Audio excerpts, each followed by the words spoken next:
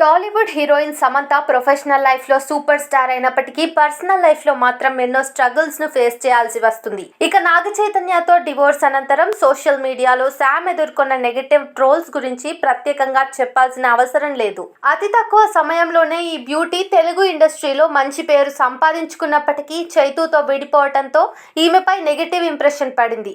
పైగా icon star Allu Arjun Pushpa సినిమాలో ఊ అంటావా మామ ఐటమ్ సాంగ్ కు స్టెప్పులేసి మరింత బ్యాడ్ అయింది. చైతన్య సామ్ కు విడాకులు ఇవ్వడానికి ఇదో కారణమని నెట్టింట జనాలు చర్చించుకుంటున్నారు. ఇకపోతే కెరీర్ ప్రారంభమై 14 ఏళ్లు గడిచిన సందర్భంగా సమంత తాజాగా ఓ ఇంటర్వ్యూకు హాజరై పలు ఆసక్తికర విషయాలను వెల్లడించింది.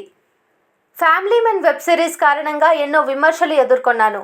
రాజీ పాత్ర నా హోమ్ను పాడు చేసింది. ఈ వెబ్ సిరీస్లో నా రోల్ వల్ల ఎవరినైనా బాధ పెడితే క్షమించండి అంటూ శామ్ చెప్పుకొచ్చింది. ప్రస్తుతం ఈ హీరోయిన్ కామెంట్ సోషల్ మీడియాలో వైరల్ అవ్వగా ఇన్ని రోజుల తర్వాత సమంత క్షమించండి అని అడగడం ఏంటి అంటూ ఆశ్చర్యపోతున్నారు. సమంత జనాలకు ఎందుకు సారీ చెబుతుంది? ఖచ్చితంగా నాగ చైతన్యకే చెప్పింది. ఎందుకంటే ఈ సిరీస్లో శామ్ పాత్రకు 100% న్యాయం చేసినప్పటికీ రాజీ క్యారెక్టర్ వల్ల ఇమేజ్ మొత్తం డ్యామేజ్ అయింది.